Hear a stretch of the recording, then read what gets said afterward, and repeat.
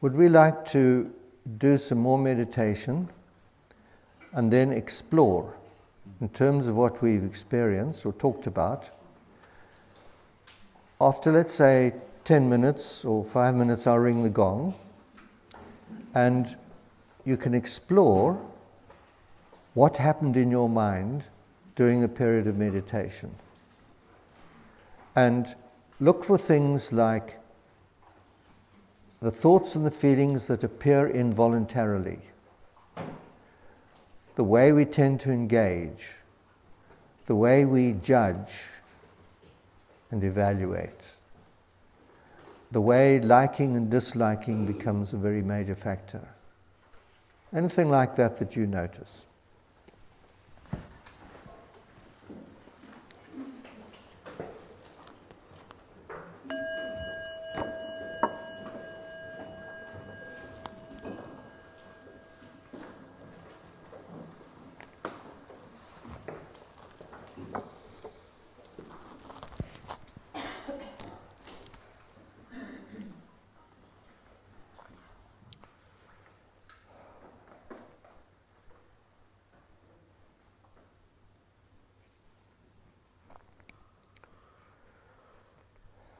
Notice how in the beginning your mind is moving around.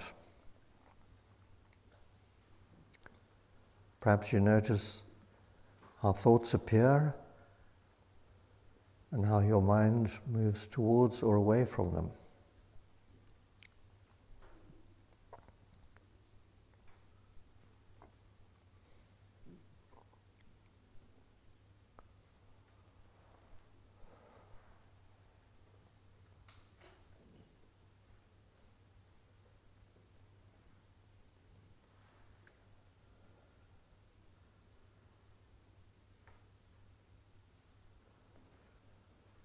See if you can become aware of the part of your mind that is witnessing.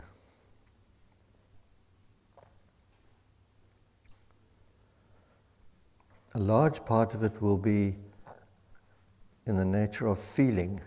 It's not intellectual, it's a feeling seeing.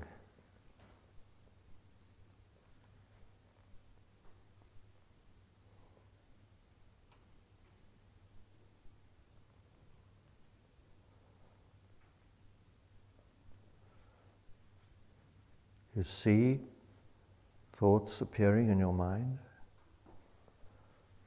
You may notice the tendency to engage. See if you can detect the feelings that go with that.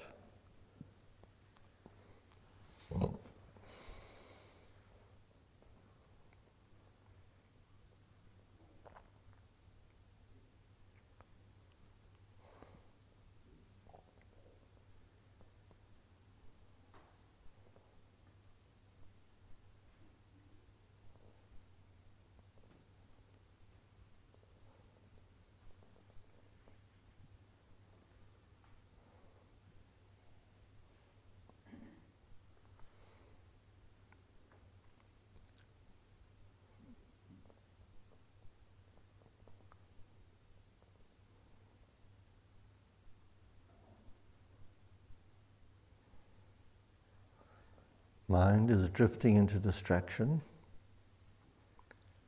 Can you bring it back to physical sensation and noticing feeling? Feelings appear involuntarily.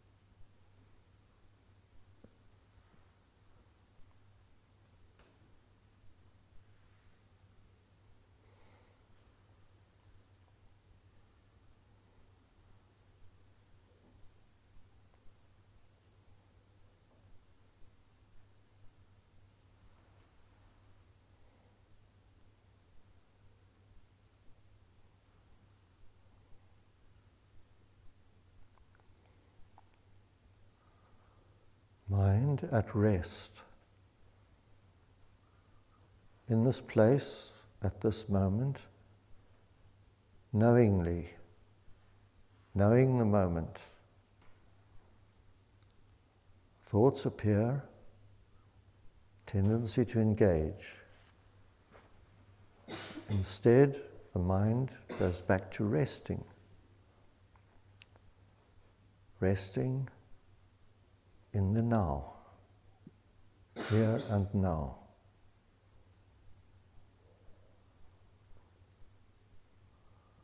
Thoughts appear, tendency to engage, allowing thoughts to go free.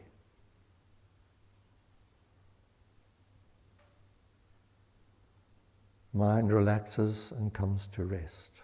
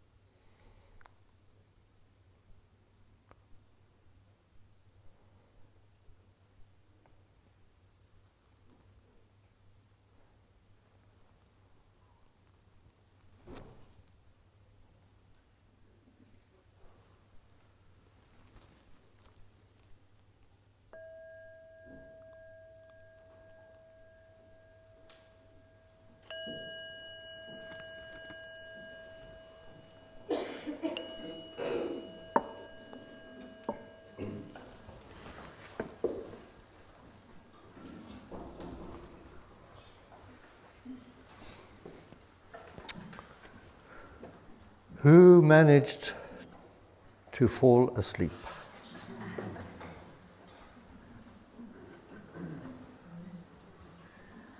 It's quite easy, isn't it? So, were you able to go through the process of settling your mind? What are the obstacles to settling? Thoughts here? Physicality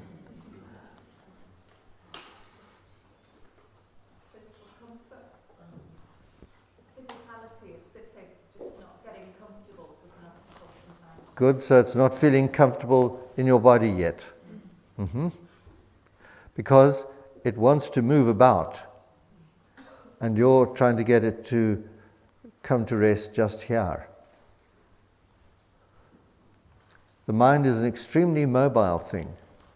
It's always taking off in different directions. Feeling sleepy. Feeling sleepy. Feeling sleepy, that's a good one. Yeah. Did you manage to fall asleep? On and off. On and off, good. Nothing bad about falling to sleep. You wake up. Did you hear about the famous sadistic meditation teacher? He didn't like his students falling asleep a bit. So he borrowed the use of a very big building that had a parapet around it. And he made his students sit and meditate on the parapet with their backs to the outside world. So if they fell, then they knew that was it. So That's our next course, isn't it, Rob? that's our next course. Sitting on the parapet. He produced a crop of paranoid students.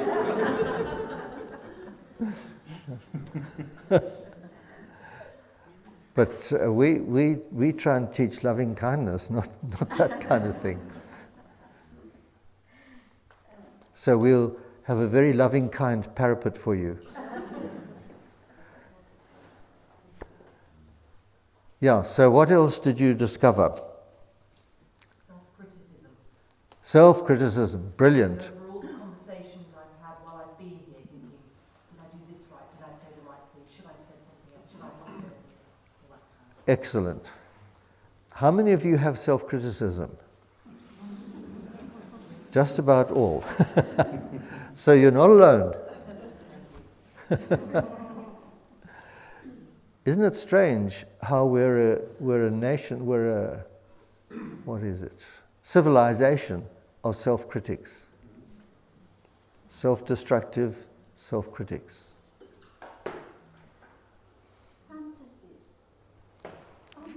Fantasy. Is that what you had? Well, I had a mixture of things. That was one of the things I had. Yeah. We do like to fantasize a lot. Do you know why? They're enjoyable. They're enjoyable and plus? Well, I guess it's a basic animal thing. A basic? It's a basic animal thing to have fantasy. A basic animal thing. Human animal thing. Well, animals have fantasies too, don't they? I don't know, I never asked one. But fantasy is generally escape. I don't like what's here. I don't like how I feel. So I'm going to create an alternative world. And in the world of mental and emotional disturbance, fantasy is quite a big issue, what they look at. Because we create a different world and we inhabit that, and then we become increasingly dysfunctional in this world because we've decided to go somewhere else now. So this world just becomes increasingly problematic. So have a bit of fantasy, but not too much. I noticed an urge to review what's been done, what I have done in the past or towards the future, to judge it, it's okay, not okay, and then at some point the critic. Right. There are stages in it. Yes. So I go through stages of reviewing, evaluating, and then the self-critic arrives and says, "Bad boy." Good. I noticed the link between thought and emotion or mood.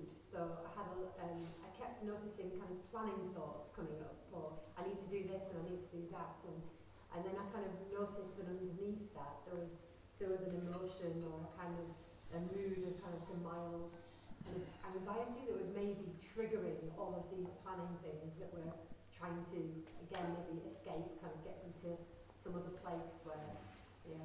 Great. So there was an underlying mood, and then that was generating a lot of thoughts about what I've got to do, what I haven't done, what's wrong, all that. I think most of us have that, don't we? That a sort of background, underlying sense of maybe I'm not okay, or maybe I didn't get it right, or maybe I didn't do enough, whatever it is. It's very interesting to do this and find out how much spontaneous, critical, self-destructive activity can go on. Not all the time, but some of the time.